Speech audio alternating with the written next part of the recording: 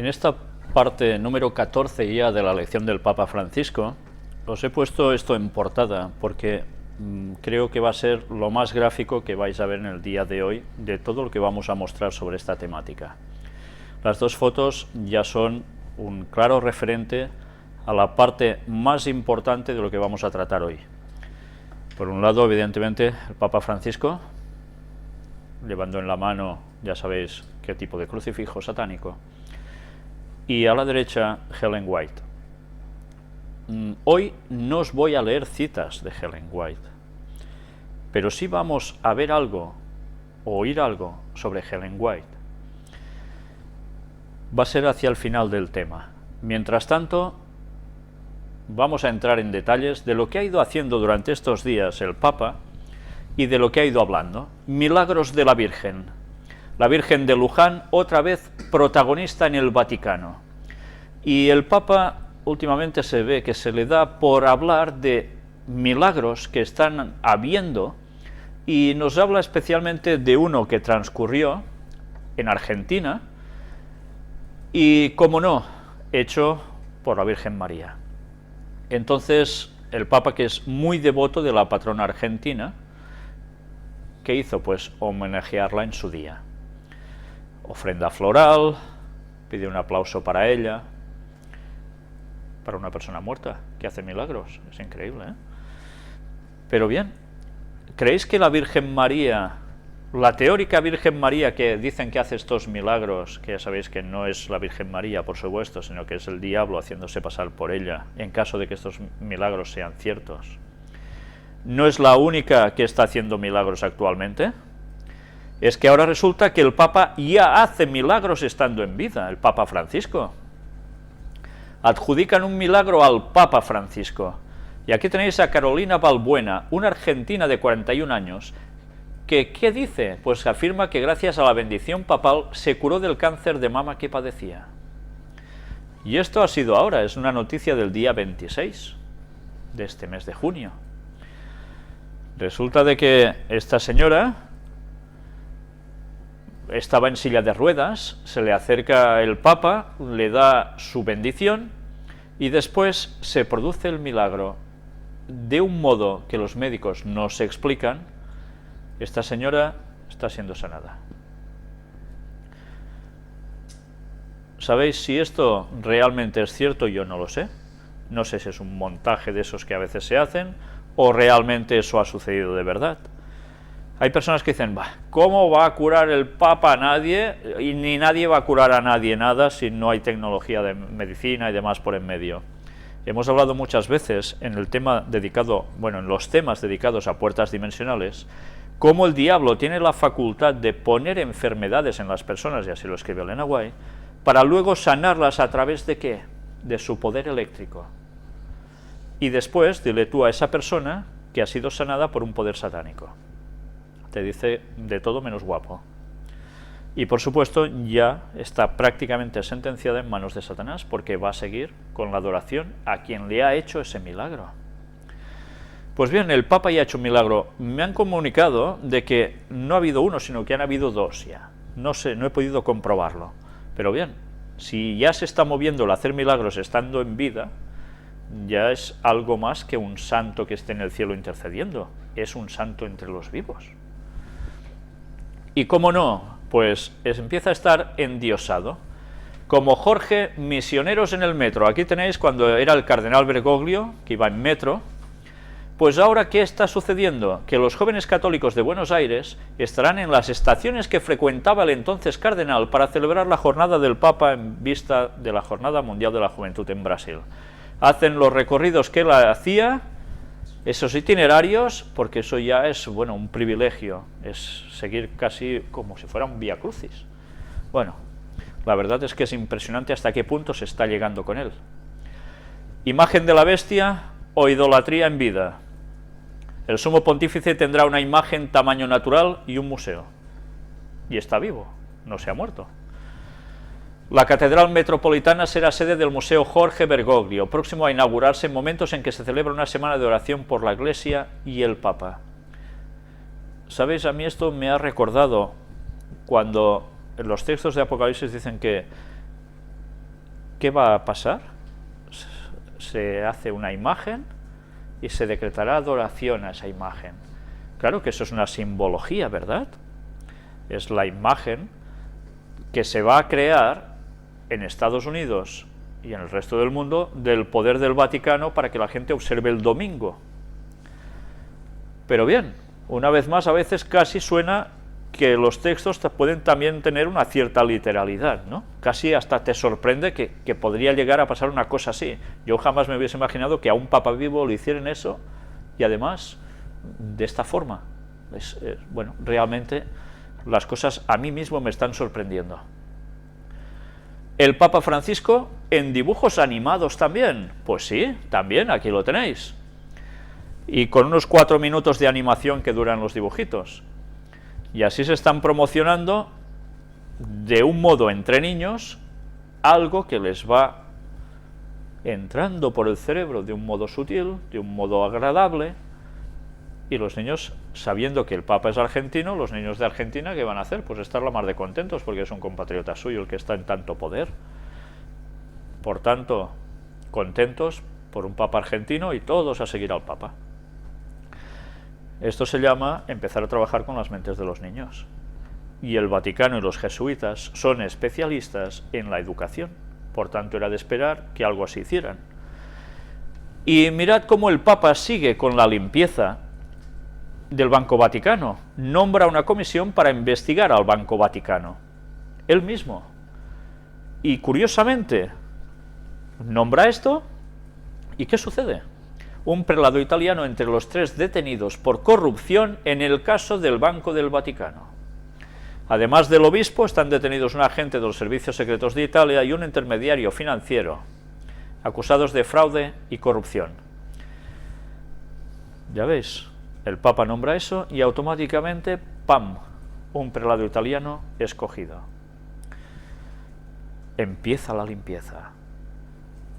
¿Qué quiere decir esto? Pues que el Papa empieza su campaña de moralidad absoluta, de limpieza de corrupción y de quedar como los líderes absolutos en todo. Los líderes a seguir. Y mirad ahora la información sobre el Papa en la Jornada Mundial de la Juventud en Brasil. El Papa visitará la favela de Manguinhos en su viaje a Brasil. Ya sabéis que en Brasil hay algo muy característico, que son las favelas, esos lugares que son periféricos y que realmente la población vive en pésimas condiciones. Pues el Papa irá allí. Ya sabéis que él es el Papa de los pobres, ¿no? Mirad qué sucede en esos momentos, lo que están preparando. Mientras la calle José Carlos Chagas, por donde el Santo Padre va a pasar, se transforma en un tapete rojo, con nuevo asfaltado y desagües pluviales, las favelas vecinas esperan una gracia del poder público. Escribe un diario local que titula Milagro del Papa en Manguinhos. O sea que ellos mismos aquí reconocen, en esta información católica, que por donde va a pasar el Papa lo van a dejar todo de maravilla, pero por los alrededores te fastidias. Es curioso, ¿eh? Pero él va a ser recibido de una forma impresionante. Bueno, es el Papa de los pobres. En cambio aquí, ¿qué sucede? Es una contradicción. Dicen que le van a permitir incluso entrar en algunas de esas casas, en esas favelas.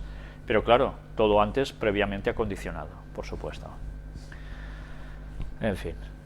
Y mirad, lo mismo que llevaba Jesús cuando iba por las calles de Jerusalén y demás lugares de Israel. Francisco será custodiado por robots durante su visita a Brasil. Y son desactivadores de explosivos. Recordad que cuando Jesús iba andando con los discípulos siempre había un trasto de estos cerca de ellos por si le hacían un atentado, ¿no? En fin. Y en página 12, la misma que denunciaba todo lo del Papa con esos acercamientos al poder militar de Argentina en esos momentos, habla de la represión en la protesta que está sucediendo en Brasil.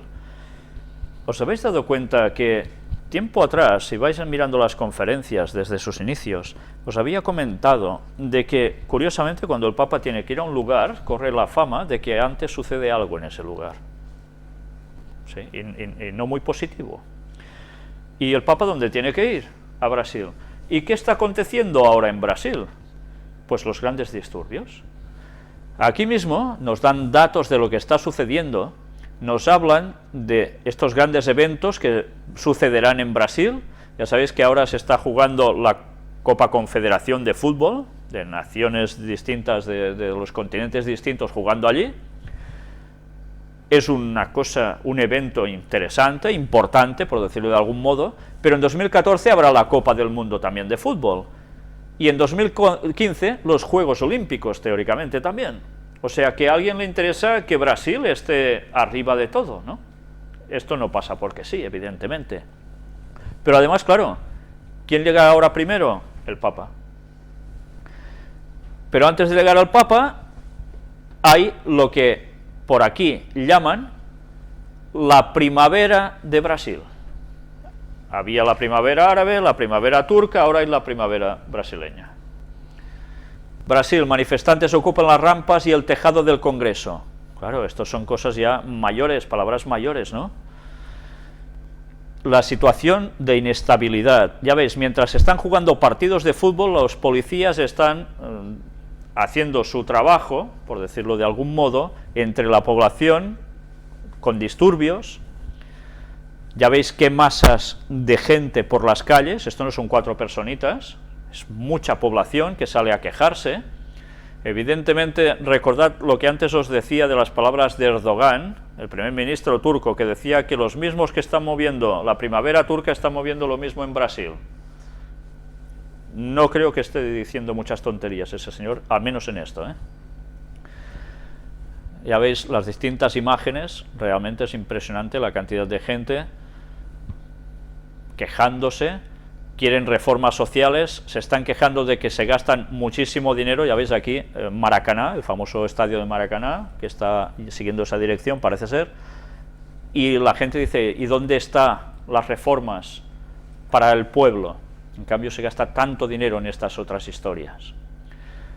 Y ya ves, el pueblo de Brasil en pie de guerra contra los abusos del sistema capitalista. La gente se está manifestando en ¿dónde? En las redes sociales. ¿Y qué sucede? Los servicios secretos brasileños comienzan a vigilar también el ¿qué? Las redes sociales. Siempre hay algo que motiva a ser una excusa para que aún se controle más. Y mirad, esta noticia de Vatican Insider, Brasil, la Iglesia abraza la protesta. Es curioso, ¿eh? Los obispos también se manifiestan al respecto. Diferentes obispos apoyan las revueltas en contra del recorte del Estado social. Hay valores evangélicos subyacentes a las manifestaciones. ¿Qué quiere decir? ¿Que se ponen al lado de quién? Del pueblo. ¿Qué ha sucedido en Siria? Lo mismo. ¿Qué ha sucedido en Turquía? Lo mismo. Ellos se ponen a defender el pueblo. Quedan como los garantes de la bondad. Y ahora dicen, peligra la visita del Papa por protestas. Yo dudo de que el Papa no vaya allí finalmente, pero puede llegar a suceder. Lo curioso es que justo antes de la visita del Papa se produce ya todo esto. El Papa, que está siendo tan esperado en Latinoamérica, tan esperado por los argentinos sobre todo, y ahora en Brasil, que muchos además se van a concentrar allí, millones de personas, ¿creéis que allí no va a pronunciar nada si va al respecto? ¿No estará del lado del pueblo y se va a ganar el pueblo como si nada? Por supuesto. Pero mirad qué sucede. Más de 50 millones de dólares pagará Brasil por la visita del Papa. Bueno, pero si es un Papa para los pobres, resulta que esto ¿quién lo paga? Si lo paga el gobierno de Brasil, ¿quién es el que lo paga? Evidentemente el dinero sale del pueblo, ¿no? Pues ya veis, como no va precisamente en una burra, va con todo el séquito y todas las funciones que se van a hacer allí, 50 millones de dólares es lo que les costará a los brasileños. Lo mismo que cuando Jesús iba dando vueltas por los alrededores de las aldeas de Jerusalén. Y sabéis que Aparecida es un lugar de Brasil, que hemos hablado ya alguna vez aquí, donde se firmó un documento por los obispos latinoamericanos, y entre los cuales estaba precisamente Jorge Bergoglio, cuando era el cardenal. y dicen que es más que un texto, es una realidad. Tal es la importancia de este documento que el ahora Papa Francisco suele entregarlo a mandatarios latinoamericanos, con el objeto de que sean coprotagonistas de un nuevo orden social en Latinoamérica, basado en la dignidad del ser humano y la justicia. ¿Un nuevo orden qué? ¿Social? ¿Mundial? Claro, más o menos es lo mismo, pero aplicado ¿a qué zona? A Latinoamérica. Pues ya veis, una vez más, la dignidad del ser humano y la justicia. Esto es lo que teóricamente lo mueve todo. Y esto es lo que les da a todos los mandatarios latinoamericanos su hoja de ruta. ¿A quién tienen que obedecer si no? Sigue diciendo, es un texto que tiene el respaldo y la riqueza de una asamblea que fue quien lo realizó. Esto hace que sea un documento que expresa el pensamiento, el sentir, el palpitar y el diagnóstico de la Iglesia en América Latina. También hubo participantes religiosos, religiosas, laicos y laicas, representantes de otras iglesias, es decir, una verdadera asamblea. Por tanto, allí hubo ecumenismo. Por tanto, allí se juntaron no solo iglesias católicas, sino también otro tipo de iglesias cristianas. Y todos estuvieron de acuerdo en ese sentir de Aparecida. ¿Cómo se le llama eso? Ecumenismo trabajando ¿para quién? Para el pueblo de Latinoamérica. Y evidentemente esto dado, ya lo habéis visto, a los mandatarios de las naciones de allí. Su hoja de ruta. El Papa o el Papado va por Latinoamérica de lleno. ¿Qué importancia tiene que Francisco esté ahora regalando este documento a los presidentes latinoamericanos que le han visitado? La entrevistada dice, tiene una importancia muy grande. El Papa Francisco es muy consciente por su trayectoria, por su personalidad y por su gracia, de que el Evangelio tiene que llegar a operar cambios sustanciales en la sociedad. O sea que ya podéis esperar que esos cambios sustanciales se produzcan. Si no, nos quedamos en un espiritualismo intimista. Además, el documento de Aparecida da una oferta a la Iglesia Universal muy interesante y particularmente a la latinoamericana, que es donde el Papa ha entregado los documentos. El Evangelio es la única fuerza que puede transformar la realidad en plenitud y que no caiga en ideologizaciones. Por tanto, podemos esperar que se vaya produciendo un cambio en la sociedad en Latinoamérica debido a todo esto. Y además, dicen de que esto puede tener repercusión no solo en Latinoamérica y los países del Caribe, sino que además puede tener algo de influencia, ¿dónde? En Estados Unidos. Y diréis, ¿en Estados Unidos puede haber una influencia con todo esto? Mirad qué nos llega a decir aquí. Este creo que es el gran desafío que nos espera. Volvemos de Estados Unidos con una gran esperanza por la apertura que hemos visto, tanto en los hispanos como en los estadounidenses, con ambiciosas posibilidades entre la Iglesia de Estados Unidos y la Iglesia de Latinoamérica. Va a haber un trabajo conjunto entre Estados Unidos y los países latinoamericanos, dentro de iglesias católicas mismo, para trabajar en un mismo objetivo. ¿Y qué ha pasado esta semana en Estados Unidos? Aparte de la aprobación del matrimonio gay, ha sucedido algo más. Luego lo vamos a ver y entenderéis por qué está pasando todo esto. Precisamente, los jesuitas buscaban algo, y aquí lo mostramos en una conferencia anterior, estaban trabajando para que se aprobara la ley de inmigración en Estados Unidos, pero también la libertad religiosa. Mirad lo que vamos a ver aquí también.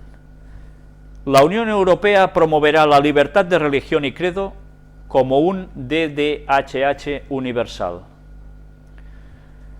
Resulta que, basados en el derecho humano universal, la Unión Europea promueve esto. Y diréis, bueno, pero esto está bien y es normal, ¿no? Pero ya sabemos que cuando la Unión Europea habla, está siendo la boca ¿de quién? Del Vaticano, que es el que está detrás. Y diréis, ¿y el Vaticano le interesa en verdad la libertad de religión y credo? ¿Y desde Europa se tiene que reforzar esto? Vais a descubrir algo que os va a sorprender tanto como me sorprendió a mí. Estoy convencido de ello. Observatorio Van Tuan. Hay claves de lectura para la Dignitatis Humanae. Aborda el documento del Vaticano II sobre libertad de religión y rechaza una visión de ruptura. El peligro es la indiferencia y un supermercado de religiones. Os voy a leer todo el contenido de esta noticia. Después de leer esto entenderéis qué significa en verdad para la Iglesia Católica la libertad religiosa, que ahora a través de lugares como la Unión Europea se está ratificando y promocionando. La declaración del Concilio Vaticano II, Dignitatis Humanae y la libertad de religión, este es el tema que aborda el último boletín del Observatorio Internacional Cardenal Van Tuan en la newsletter número 477 del día de hoy. El observatorio ha sido instituido en el 2009 para promover la doctrina social de la Iglesia a nivel internacional y se encuentra en comunión de intenciones con el Pontificio Consejo de la Justicia y de la Paz. A mí me hace gracia cuando les llaman justicia y de la paz. Pero bueno, si no supiéramos lo que hacen por detrás, ¿eh? El artículo firmado por Stefano Fontana indica que si bien el documento Dignitatis Humanae no es el más importante del Vaticano II, su interpretación de giro con el pasado lo ha puesto en el centro de diversas polémicas. Ahora os vais a enterar de cosas que yo personalmente desconocía. Por ello el texto da algunas claves de interpretación, de manera que sea entendido en clave continuidad con la doctrina y la tradición y no de ruptura. Mirad que se habla de una ruptura y que aquí nos dirán que esto no es una ruptura, sino que sigue con lo mismo. Vais a ver de qué se trata. A continuación les proponemos el texto que lleva el título La Declaración sobre la Libertad Religiosa no ha disminuido la verdad de la fe católica y su rol público. Una declaración espinosa. La Declaración Conciliar Dignitatis Humanae aborda el tema de la libertad de religión. De por sí no es el documento más importante del Vaticano II, pero sin duda es el que más ha sido tomado como símbolo del supuesto giro con respecto al pasado emprendido por el concilio. ¿Qué concilio? El Concilio Vaticano II está haciendo referencia, ¿eh? Situaros en 1960 y algo. Quienes interpretan el concilio, no en continuidad, sino como un punto de inflexión, se referirán siempre y principalmente a la Dignitatis Humanae.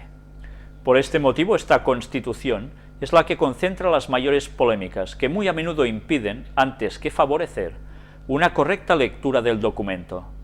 Las posiciones opuestas superponen sus tesis preconcebidas, y la Dignitatis Humanae es frecuentemente utilizada como una bandera o un terreno de lucha, antes que un documento de referencia para ser leído en continuidad con la doctrina y la tradición católica. Dicho en otros términos, es el documento más espinoso del Vaticano II. ¿Recordáis para qué se hizo el Vaticano II? Lo hemos dicho varias veces, para el ecumenismo. A partir de allí la Iglesia Católica haría todo lo posible para ganarse a todo el mundo. Protestantes, ortodoxos, judíos, musulmanes. Y parece ser que lo que allí hicieron rompía con lo que había pronunciado la Iglesia Católica durante siglos. Y de esto se estaban quejando algunos. Vamos a ver realmente de qué trataba todo esto. ¿Pío IX se había equivocado? Y en efecto, mirando solo la carta y haciendo una lectura apresurada, parece saltar a los ojos una discontinuidad notable frente al pasado. El derecho a la libertad religiosa siempre había sido negado por los pontífices del 800. Y esto lo están diciendo ellos. Porque parecía contener el derecho al error. Para proteger a los ciudadanos del error en el siglo XVIII, se le asignó al Estado el deber de defender la verdadera religión en la forma de Estado confesional. ¿Qué quería decir esto? Pues que los Estados no serían aconfesionales, sino confesionales. ¿De qué confesión? Católica, por supuesto. La Declaración Dignitatis Humanae, en cambio, dice que la persona humana tiene derecho a la libertad religiosa. Esta libertad consiste en que todos los hombres han de estar inmunes de coacción, tanto por parte de individuos como de grupos sociales y de cualquier potestad humana. Y esto de tal manera que en materia religiosa ni se obliga a nadie a obrar contra su conciencia, ni se le impida que actúe conforme a ella en privado y en público, solo o asociado con otros, dentro de los límites debidos. dentro de los límites debidos. O sea que tú puedes tener tu creencia en privado, manifestarla en público, asociado con otros, siempre y cuando estés dentro de los límites debidos. ¿Cuáles son estos límites debidos? Repito, al parecer algo muy diferente de lo que se podía leer en la encíclica Miraribus de Gregorio XVI y en la Quanta Cura de Pío IX. Según estas observaciones existe un gran problema. ¿Significa esto que Gregorio XVI y Pío IX estaban equivocados? ¿Quiere decir que la Iglesia había negado los derechos humanos? Aún más, ¿significa que debemos avergonzarnos y condenar lo que la Iglesia ha dicho y ha hecho antes del Vaticano II? Estas son preguntas importantes porque es difícil creer en una Iglesia que se equivoca, entre comillas. ¿Sabéis? Lo que ahora estoy diciendo, hago énfasis porque hay personas que me están escribiendo muy católicas que creen que el Concilio Vaticano II fue una aberración dentro de la Iglesia Católica, como un cambio de paradigma, tirando por tierra todos los siglos anteriores de la Iglesia Católica, en los cuales se manifestaban de un modo claro, con sus postulados, y el Concilio Vaticano II parecía que lo rompía todo, y se abría a los demás, y aceptaban las otras religiones. Y muchos creen que esto ha sido así, y culpan a los papas desde Juan XXIII hasta el actual, de ser agentes masónicos puestos en la silla de Roma para llevar a la perdición al catolicismo según las profecías que interpretan de la Virgen de Fátima y demás. ¿Estáis situados ahora? Pues ahora vais a ver si esto realmente es así o no es así. Sin embargo, estas ideas han estado circulando y circulan, y en consecuencia alimentan una visión errada del Vaticano II, como si hubiera sido un nuevo comienzo, que rompe con el pasado de la Iglesia. Benedicto XVI, en su discurso del 22 de diciembre de 2005 sobre la interpretación del concilio, ha condenado la visión del Vaticano II como ruptura. Él dijo que no había ruptura.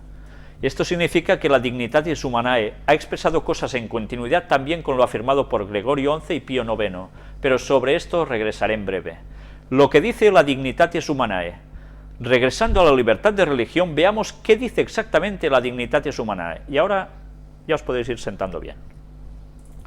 En primer lugar, afirma que la libertad de religión debe ser protegida dentro de ciertos límites. ¿Cuáles son esos límites? Es que esto ya empieza a sonar mal, ¿eh? Se trata del respeto a la ley moral natural, del orden público, de la moral pública, del bien común de la sociedad. Atención, del bien común de la sociedad. ¿Sois conscientes de lo que esto implica? ¿Qué pasará en el momento que digan, señores, el domingo es el día de reposo? No, que es el sábado. ¿Qué? ¿Qué es el sábado, dices? Tú vas contra la sociedad. Allí se te termina tu libertad religiosa. ¿Entendéis ahora? Vamos a ver más aún. Si una religión permite que el marido viole a su esposa, o si prevé la poligamia, que no respeta la dignidad de la mujer, o si prevé mutilaciones físicas u otras cosas de este tipo, no puede invocarse sobre estos puntos el derecho a la libertad pública ni el apoyo de los poderes públicos. Es obvio, ¿no? Y aquí se ve que la libertad de religión no pone a todas las religiones sobre el mismo plano.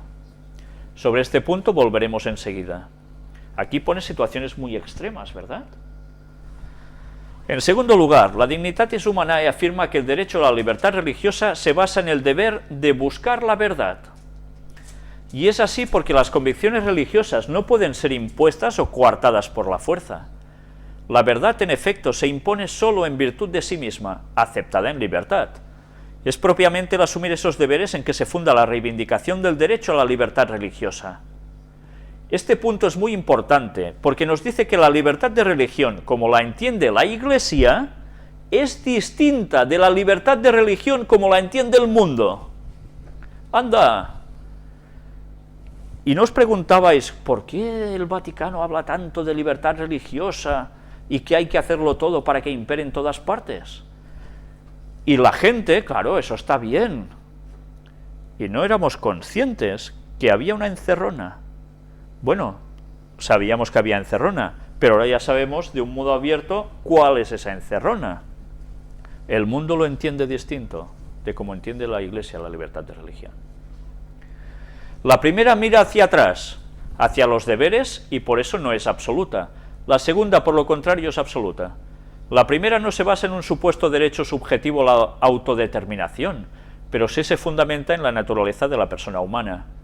No es una concesión a los deseos individuales, sino el reconocimiento de un deber, el de buscar la verdad, que parece ejercerse requiere de un correspondiente derecho.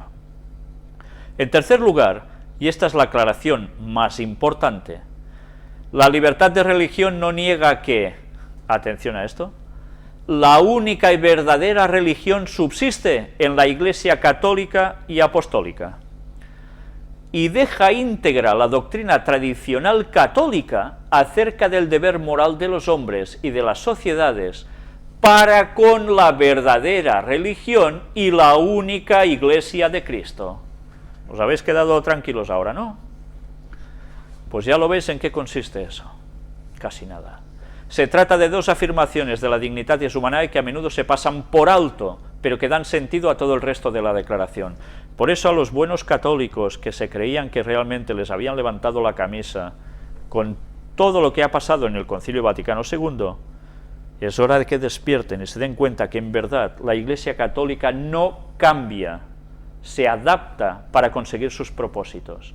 Y que si no saben el origen de la Iglesia católica, cómo ya estaba profetizada que saldría y que sería, atención, y no es ninguna burrada lo que voy a decir, el poder manifiesto de Satanás en la tierra para conseguir sus objetivos hasta el final, no se darán cuenta de que todo esto es un juego perfecto, en el cual ellos han caído en la trampa de pensar de que a su Iglesia la están cambiando. La Iglesia es la misma, porque su cabeza, que es Satanás, es la misma. No es la Iglesia de Cristo, es la Iglesia de Satanás. Esto no quiere decir que haya personas que estén en verdad sinceras en el engaño, pero esas personas deben salir de Babilonia. El mensaje de Apocalipsis debe llegarles, de Apocalipsis 18. Salid de Babilonia, pueblo mío, para que no seáis partícipes de sus plagas, ni recibáis parte de sus pagas.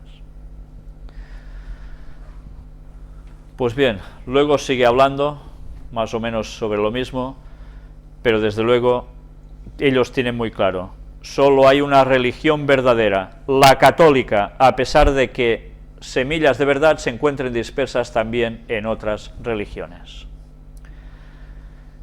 La libertad de religión no puede contradecir este punto, solo que la verdad de la religión católica no se puede imponer, sino que como toda verdad debe ser libremente aceptada. Pero para eso ya se encargan, una vez más, tal como sucedió en la Edad Media, que ellos no legislaban directamente sobre el pueblo, pero a través de los gobiernos influían para que así fuera. Ahora que bien lo tienen con la Unión Europea, que ya promulgan las voces del Vaticano en camuflaje para que las leyes se apliquen. Lo mismo que va a suceder en Estados Unidos, lo mismo que va a suceder en Latinoamérica, como hemos visto hace un rato. Todo funciona así. Por tanto, tened presente que tarde o temprano todos los que están cayendo en la trampa de la libertad religiosa, hundiéndose en ese ecumenismo, van a terminar pactando con la Iglesia católica, o bien van a estar fuera de la sociedad, perseguidos y hundidos. Decidles que el sábado es el día de Dios, y veréis qué os pasa. Todo llega a su momento. Pues bien, mirad lo que antes os decía. El Senado de Estados Unidos aprueba la mayor reforma migratoria desde 1986. El proyecto queda ahora en manos de la Cámara de Representantes. Si este paso se da y se aprueba, finalmente habrá millones de personas que vienen de Latinoamérica que sobre todo son católicas y que tendrán derechos en Estados Unidos también, como ciudadanos norteamericanos, a hacer ¿qué? Poner su voto y aceptar ciertas cosas y poder ayudar en las leyes. Presión popular, decía la profecía, que haría el pueblo norteamericano sobre sus dirigentes para que saliese la ley dominical. Necesitaban más católicos, ahí los tienen. Pues bien, ecumenismo, el Papa quiere un encuentro entre las tres grandes religiones por la paz. Y aquí tenéis al jesuita Simón Pérez, con el Papa Francisco, el otro jesuita, y piden precisamente judíos, cristianos y musulmanes para decir no a la violencia todos juntos. En fin, que no pierden el tiempo como nosotros, ¿no? Y aquí tenéis también, los católicos pueden aprender la sinodalidad de los hermanos ortodoxos, y se van lanzando pétalos el uno al otro, florecillas, para trabajar juntos y conseguir la plena unión entre ortodoxos y católicos, porque son los primeros que tienen que caer en este ecumenismo. Mirad qué termina diciendo, y qué excusa tan perfecta a modo bíblico. Venerados hermanos, les agradezco una vez más por estar aquí con nosotros con ocasión de la fiesta de los santos Pedro y Pablo. ¿Por qué fiesta Santo Pedro y Pablo y están católicos y ortodoxos? Pues porque resulta que son dos discípulos que se encargan de dos cosas distintas. Y como ellos tuvieron la escisión, católicos por un lado y ortodoxos por otro, en esta fiesta los dos juntos. Invoquemos confiados su intercesión y la del apóstol San Andrés, hermano de Pedro. Una vez más, lo mismo. ¿Quién es el hermano de Pedro? Si Pedro... Es que mirad cómo termina, ahora entenderéis todo. Invoquemos confiados su intercesión y la del apóstol San Andrés, hermano de Pedro, por nuestros fieles y por las necesidades del mundo entero, sobre todo de los pobres, de los que sufren y de cuantos son perseguidos injustamente a causa de su fe. En fin, les pido que recen por mí, y de hacer rezar por mí, para que el Señor me asista en mi ministerio de obispo de Roma y ¿qué? Sucesor de Pedro. Por tanto, cuando él invoca a San Andrés y a Pedro, que eran hermanos, él dice que es el sucesor de Pedro. Por tanto, el sucesor de Andrés, ¿quién es? Los ortodoxos, ¿entendéis? Por tanto, hay que unirse, son hermanos. Ese es el ecumenismo por el cual trabajan. Y atención a esto, movimiento carismático jesuita. ¿De dónde creéis que salió el pentecostalismo? ¿Que a alguien se le ocurrió esas creencias porque eran bíblicas y ya está? Y todo el mundo se está haciendo pentecostal porque sí, y toda esa forma de creencia que ellos tienen y de adoración es bíblica. Pues no, señores, no es así, porque todo proviene de los jesuitas, hasta tal punto que ahora ya se empiezan a destapar, y ellos mismos hablan, como veréis aquí, de algo importante: ayudar a madurar, ven Espíritu Santo, ven por María. O sea, ahora resulta que el Espíritu Santo tiene que venir a través de María, si no, no hay el derramamiento del Espíritu Santo. Fantástico. Resulta que ellos nos van hablando de este movimiento de celebración de Pentecostés. Y ellos lo que están haciendo es trabajar con grupos que serían pentecostales, pero católicos. El Papa plantó a la jerarquía vaticana y abrió un sinfín de especulaciones. Ahora aún hay más cosa aquí. Resulta de que llega un momento en que hay unas cuantas sillas, van a haber un concierto, el Papa es invitado, y la silla del Papa, que es la blanca, como era de esperar, está vacía. El Papa no se presenta. Se empiezan a surgir los rumores. ¿Qué ha pasado? Ya tiene enemigos, ya no quiere ir allí. Hay una división ya dentro del clero manifiesta, empiezan a decir muchos. Luego, por otro lado, sale la contrarréplica diciendo, no, es que el Papa le ha salido una faena muy urgente y el Papa primero es el trabajo, y él está por la faena. Con esto se acalla todo. Algún día hablaremos a fondo del sistema pentecostal y cómo los jesuitas fueron los que estaban detrás de todo esto. Ya hemos dado pinceladas varias veces, pero conviene saberlo porque hay personas que siguen con unas creencias equivocadas y se creen que realmente es la verdad. Custodios de la creación. ¿Recordáis que estuvimos hablando la semana anterior de todo esto? Custodios de la creación, el Papa dice que somos custodios de la creación. Obama presentará el martes plan contra el cambio climático. Delinearé mi visión sobre a dónde creo que debemos ir. Un plan nacional para reducir la contaminación por dióxido de carbono, preparar a nuestro país para los impactos del cambio climático y liderar los esfuerzos globales para combatirlo. Dijimos que Estados Unidos va a ser la voz del Vaticano y según la profecía hará que todo lo del Vaticano se aplique. Y ya hemos visto cómo el Vaticano precisamente dice lo mismo que Obama. Pues bien, él incluso se ríe de las personas que dicen de que lo del cambio climático pues es un poco un rollo patatero, ¿entendedme? Una trola, un engaño. Y que esto es muy grave y hay que hacer algo para pararlo como sea. Evidentemente no nos habla de HAARP ni de nada parecido que provoca cambios climáticos y grandes destrozos, por supuesto, ese tipo de armamento geofísico. Pero resulta de que ellos van hablando de que hay que imponer una serie de directrices a seguir para frenar esos efectos del gas invernadero. Mirad qué más nos dice. Obama presenta un plan para que Estados Unidos lidere al mundo en la lucha contra el cambio climático. Las profecías nos lo decían, iban a liderar el mundo, y así será, y así está siendo.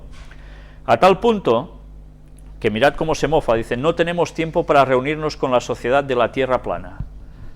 Se está mofando de los que decían que la Tierra era plana y contra los que decían que la Tierra era redonda, la ciencia lo demostró, etcétera, etcétera. Pues ahora dice que los tontos son los que dicen que todo esto no es cierto, ¿entendéis? Así se mofa Obama de todo esto. Lo curioso de todo esto es que hay alguien que dentro del gobierno, bueno, que está en la lucha por el gobierno de Estados Unidos, aparece alguien que dice también una cosa muy interesante, y es que Obama hace todo esto para cargar impuestos a la sociedad norteamericana, que va a generar un mercado donde no hay, se crearán lugares de trabajo, pero se va a crear una línea de negocio impresionante. Evidentemente las cosas no se hacen porque sí, pero recordemos que por detrás de todo lo que es el dinero hay algo que es lo que verdaderamente mueve las cosas, y es que se busca una ley en las naciones, y que alguien la aplique sí o sí, por fuerza, y quien no haga caso, ya sabéis lo que le va a pasar. Ese es el nuevo orden mundial. Y atención, porque ahora ya entramos en la parte fuerte, dura, de toda esta temática. La ley dominical. La Cámara de Comercio de Lomas reafirma el impulso al cierre de comercios los domingos.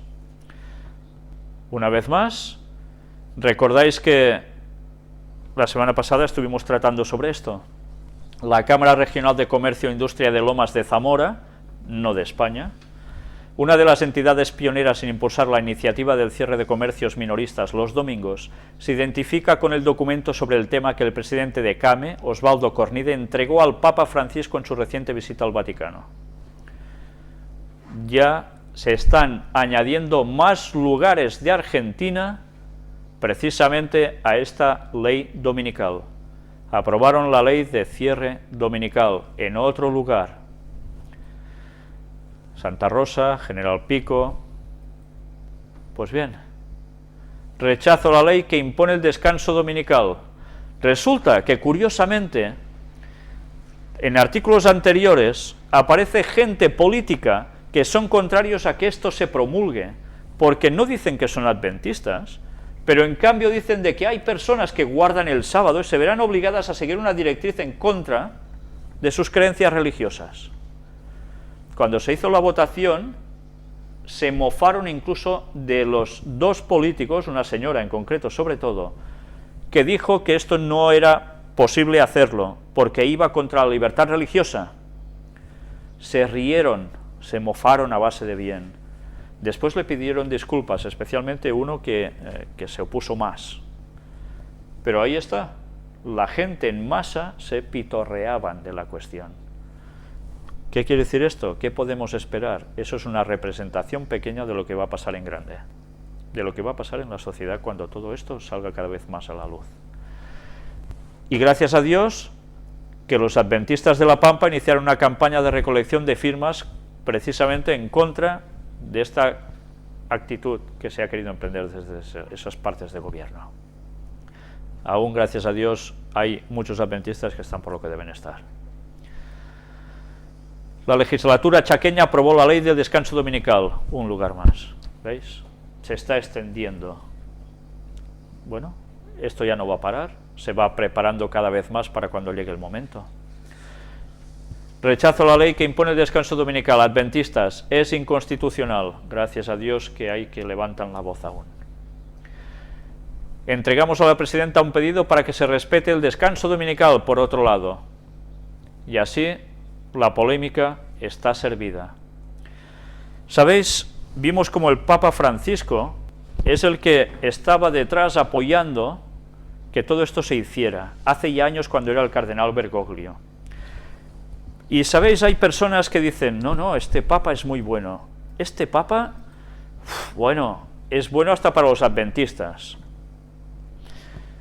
Y sabéis, hay personas que verdaderamente creen que este papa va a ser una persona especial, que es bueno, que está por los pobres, por la libertad de religión, que para nada va a afectar al pueblo de Dios, que guarda el sábado, que estos son tonterías.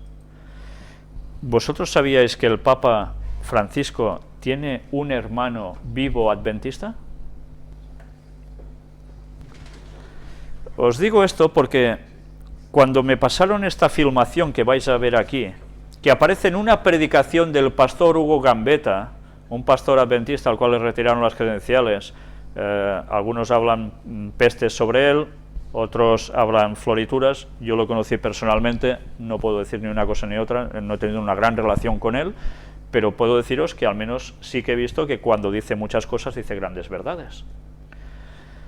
Y lo que sí es cierto es que él da un testimonio aquí, en una de sus predicaciones, con unas declaraciones muy sorprendentes para muchos, que sabéis, a mí gracias a Dios no me sorprendieron porque unos días antes alguien me había dicho lo mismo, que nada tenía que ver de la información por donde me vino, y que era de otros parientes directamente de Bergoglio. Casualidades de la vida que te llevan a conocer a ciertas personas, por decirlo de algún modo, como casualidades. Y me habían pasado más o menos la misma información. Y ahora resulta que adventistas me pasan este vídeo donde Hugo Gambetta dice una cosa que a muchos les va a dejar perplejo y que quizás a muchos igual no se lo quieren ni creer. Pero yo lo sé desde otras fuentes que esto no son bromas y que esto es una verdad.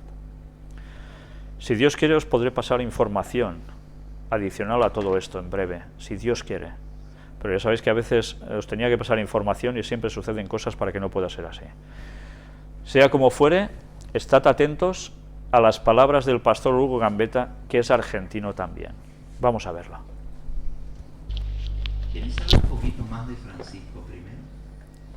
¿Ustedes quieren saber un poquito más de él? Pues les voy a decir un poquito más de él. Es argentino. Yo también soy argentino.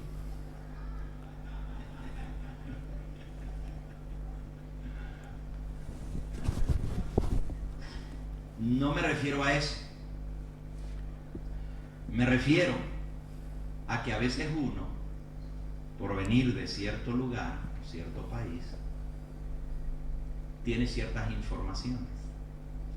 Y lo que les voy a decir a continuación, muy pocas personas lo saben. Después de que lo diga aquí, se grabe y salga por televisión, mucha gente lo va a saber.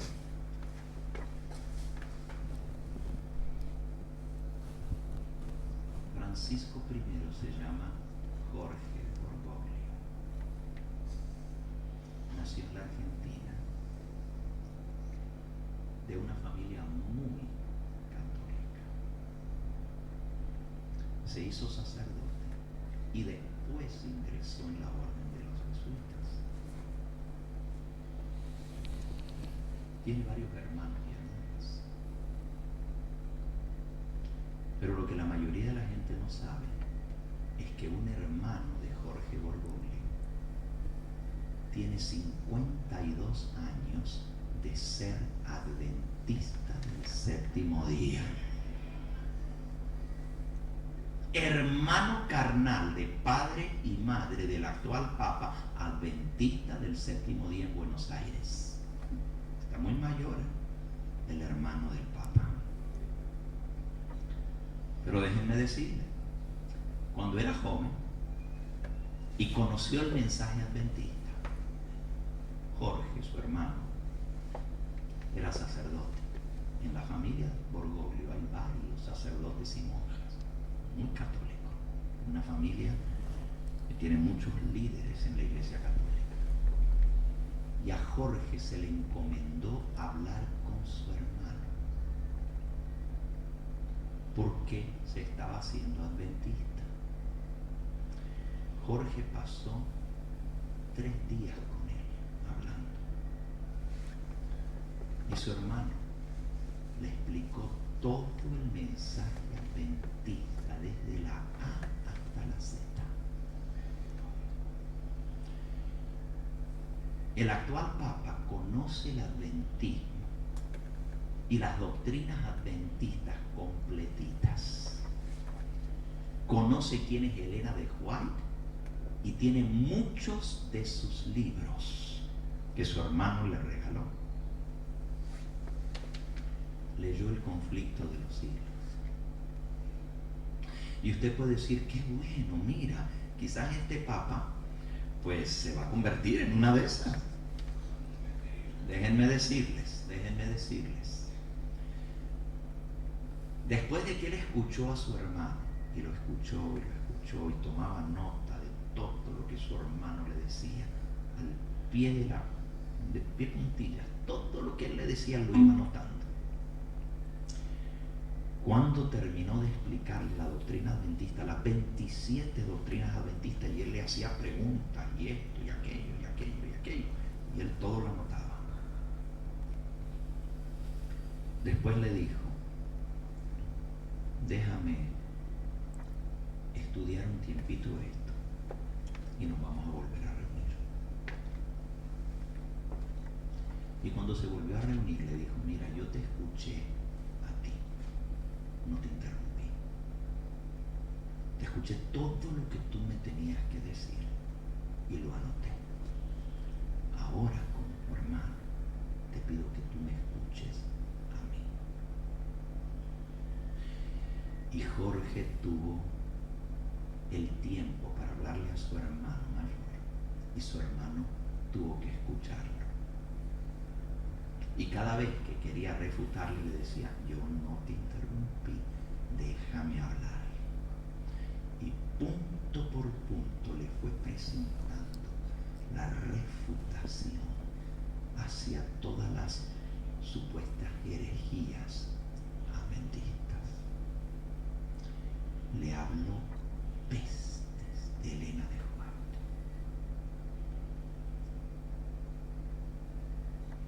Le dijo que era una bruja.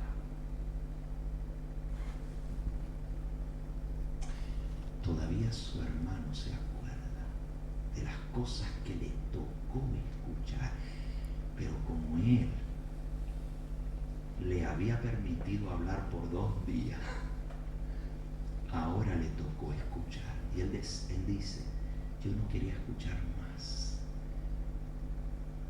pero porque él me escuchó a mí, yo tuve que escucharlo a él. Cuando Jorge vio que su hermano mayor no había manera de sacarlo de su convicción, porque se le plantó y le dijo, todo lo que tú me dices es lo que yo aprendí desde niño, pero demuéstrame por la Biblia que yo estoy equivocado. Le dijo al actual Papa, hace años atrás, muéstrame por la Biblia que estoy mal. Y cuando Bergoglio vio que no había manera de convencer a su hermano, la cosa se volteó. Y se volteó de tal manera que él le dijo a sus padres que su hermano había muerto para esa familia, que no lo tomaran más en cuenta, y desde ese día nunca más le permitieron hablar ni con su padre ni con su madre. Lo echaron de la casa, lo desheredaron y niegan que tengan un hijo por ese nombre.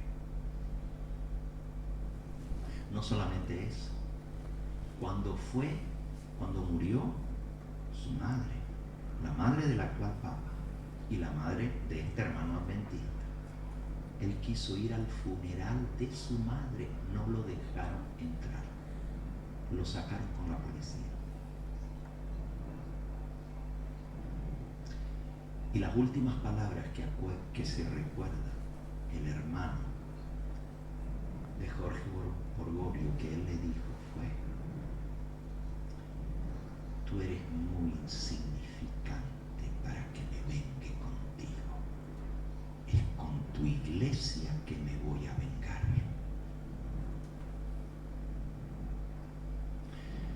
Hermano, les dé miedo esto. Hay un Dios todopoderoso y todo esto está escrito y ya sabemos que esto viene. Ay del hombre por el cual viene. De Cristo estaba dicho que uno de los 12 lo iba a entregar. Y dice, y ay del hombre por el cual fue entregado. Ay de él.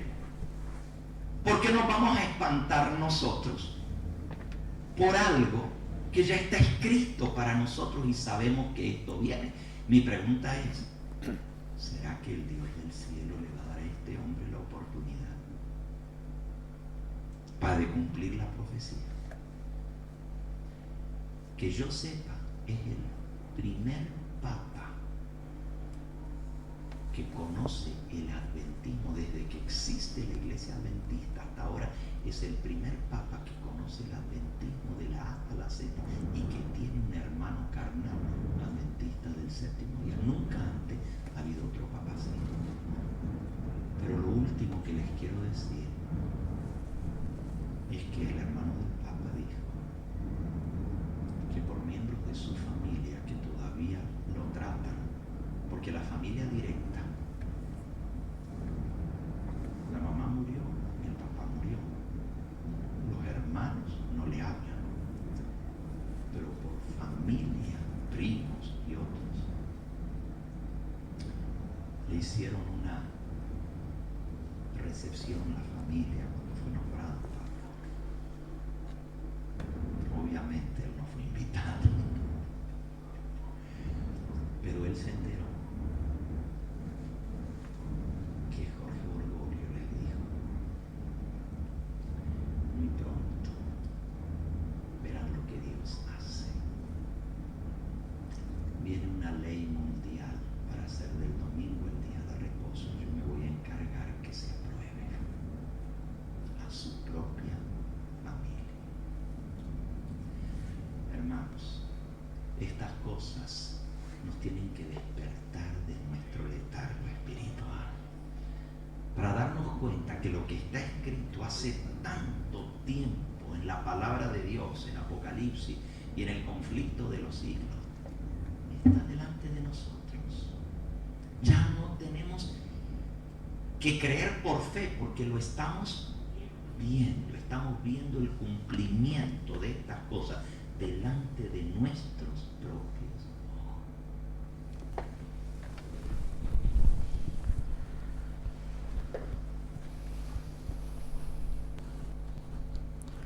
Pues ya habéis visto qué declaraciones tan contundentes, tan claras, tan concisas. Y como bien dice el pastor Hugo Gambetta, no debemos asustarnos por eso. Estábamos esperando eso durante años los adventistas, lo conocíamos por profecía, mientras el resto de religiones cristianas se reían y mofaban de que esto llegase. Estamos viendo una vez más, y antes lo hemos visto ya en noticias sobre Argentina, lo hemos visto antes en otros lugares también, en otras conferencias, cómo cada vez más se está intentando apretar para que esta ley salga a la luz. Y ahora ya veis que está llegando ese momento. Con los pocos años que nos quedan para el retorno de Cristo, no podemos esperar que esto se postergue a saber cuántos años más. 20 años más, 30 años más, 100 años más, esto no lo veremos. Y algunos dicen, esto son tonterías, esto se escribió, pero las cosas no van a ser así.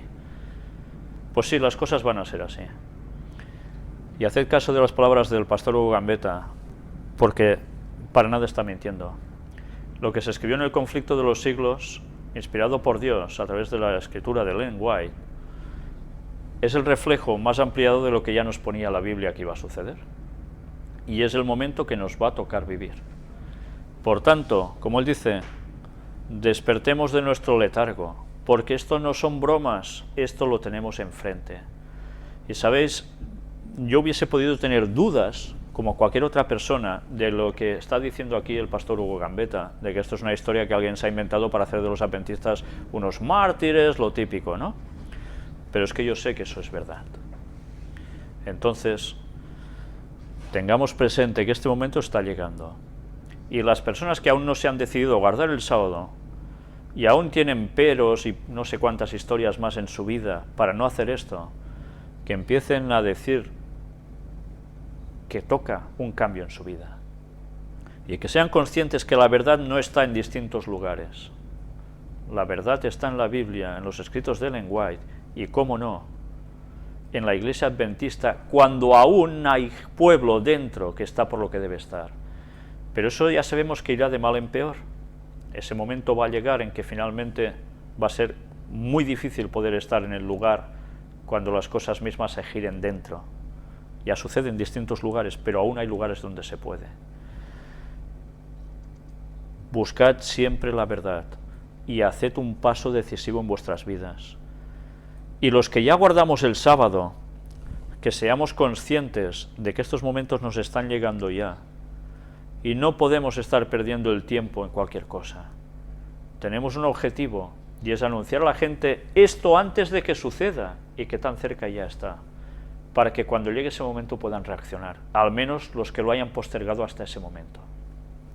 Pero si nosotros no estamos denunciando todo lo que hay detrás de este pontificado, y del papado en general, denunciando lo que hace Babilonia, dando el mensaje del cuarto ángel, no habrá forma de que la gente reaccione, y su sangre va a ser pedida sobre nosotros.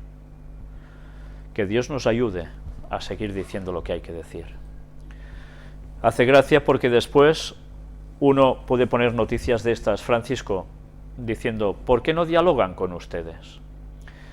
Una líder indígena de Argentina expone la situación de sus comunidades. Le acompañó el Nobel Pérez Esquivel.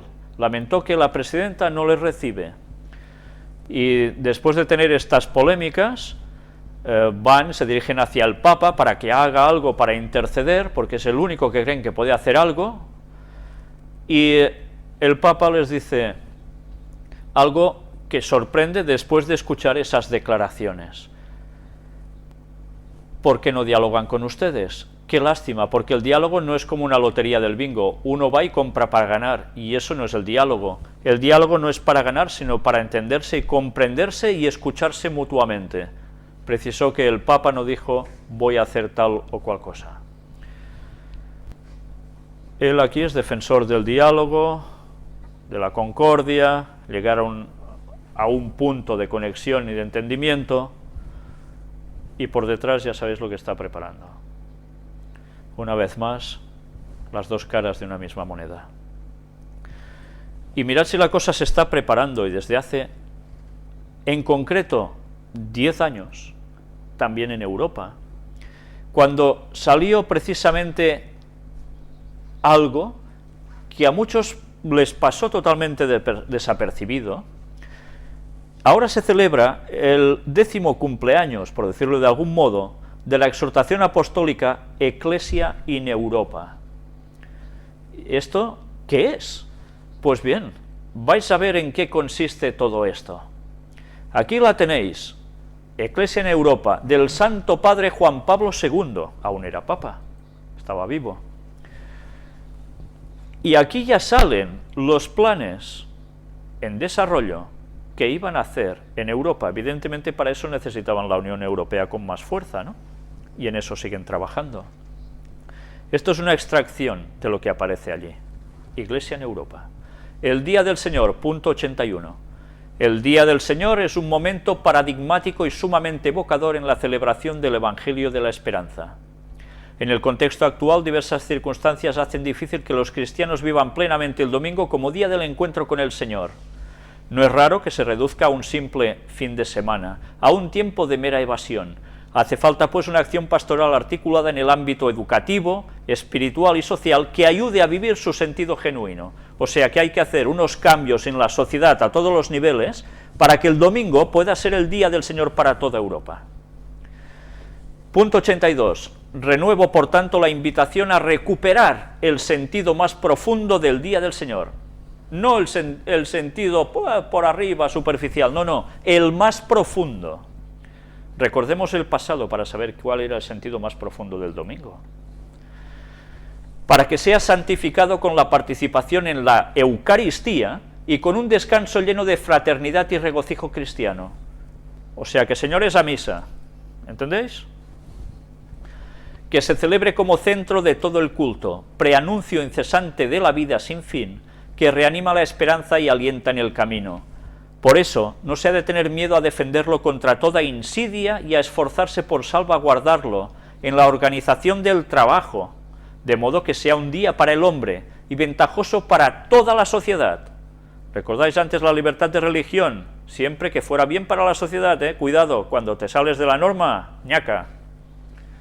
En efecto, si se priva al domingo de su sentido originario y no es posible darle un espacio adecuado para la oración, el descanso, la comunión y la alegría, puede suceder que el hombre quede cerrado en un horizonte tan restringido que no le permite ya ver el cielo. Entonces, aunque vestido de fiesta interiormente, es incapaz de hacer fiesta. Y sin la dimensión de la fiesta, la esperanza no encontraría un hogar donde vivir. Punto 124. Por tanto, toda la Iglesia dirige su mirada a María, ¿cómo no? Gracias a la gran multitud de santuarios marianos diseminados por todas las naciones del continente, la devoción a María es muy viva y extendida entre los pueblos europeos. ¿Quién es el común denominador de Europa? La Virgen María. ¿Qué aparece en la bandera de la Unión Europea? Las estrellitas que pertenecen ¿a quién? A la Virgen María, o sea, a Satanás. Por tanto, ¿qué nos está diciendo? Santuarios marianos diseminados por todas partes, adoración satánica por todas partes. ¿Qué va a haber en los santuarios marianos? ¿Qué ha habido? ¿Qué es tradición que ha habido? Manifestaciones marianas, apariciones. Pues ya podéis esperar lo que irá sucediendo. A ella, Madre de la Esperanza y del Consuelo, dirigimos confiadamente nuestra oración. Pongamos en sus manos el futuro de la Iglesia en Europa y de todas las mujeres y hombres de este continente. No es solo el futuro de la Iglesia en Europa, es el futuro de las mujeres y hombres de este continente, católicos y no católicos. Van a ir a lo mismo. Aurora de un mundo nuevo, muéstrate, Madre de la Esperanza, y vela por nosotros. ¿Qué le dice? Muéstrate. ¿Y qué va a hacer Satanás? Se va a mostrar, y tanto que se va a mostrar, y se hará parecer, se hará simular ser lo que ya veis aquí, y más cosas. Vela por la Iglesia en Europa. Esto es una invocación, En verdad es una invocación satánica, Que sea transparencia del Evangelio, que sea auténtico lugar de comunión, que viva su misión de anunciar, celebrar y servir el Evangelio de la esperanza para la paz y la alegría de todos. Falta poner menos de los adventistas. Reina de la paz, protege la humanidad del tercer milenio, vela por todos los cristianos. Que prosigan confiados por la vía de la unidad, todos los cristianos, Ecumenismo, como fermento para la concordia del continente. O sea, que ¿qué va a unirlos? La Virgen María. ¿Con qué? Con el día del Señor. Su día del Señor. Vela por los jóvenes, esperanza del mañana. Por tanto, quiere decir, temblemos por nuestros jóvenes. Que respondan generosamente a la llamada de Jesús. Vela por los responsables de las naciones, que se empeñen en construir una casa común. Se tienen que empeñar en eso, en la que se respeten la dignidad y los derechos de todos, menos de los adventistas, tendría que poner. María, danos a Jesús. O sea que María va a darnos la aparición también, por fin, de Satanás haciéndose pasar por Jesús. Roma, en San Pedro, el 28 de junio de 2003, vigilia de la solemnidad de San Pedro y San Pablo, 25º de pontificado. El mismo encuentro que han hecho ahora con los ortodoxos, ¿entendéis? Firmado por el Papa Juan Pablo II. Todo esto se viene trabajando por detrás de la Unión Europea, se va trabajando durante años y nosotros no nos enteramos de nada. Y allí está. ¿Oís esto desde vuestros púlpitos? Pues es una pena que no oigáis esto desde vuestros púlpitos, porque si no oís esto, es que no os estáis enterando que el momento se está trabajando y se está aproximando. Y ya habéis visto las declaraciones del Papa, ¿no? Que pronto nos van a saltar en la yugular, que pronto. Pues casi nada, temblemos por nuestros jóvenes, porque, ya veis, vela por los jóvenes, esperanza del mañana, quiere decir que van a por ellos. Eduquémonos a nuestros jóvenes en el camino del Señor bien, porque es para temblar. El diablo va por los jóvenes, especialmente. Pero además, vela por los responsables de las naciones. ¿Qué quiere decir? Que los responsables de las naciones están sometidas ¿a quién para hacer su labor? al Vaticano. Y así estamos viendo cómo hablan los primeros ministros de tantos lugares, ¿verdad? Pues bien, no cambian las imágenes.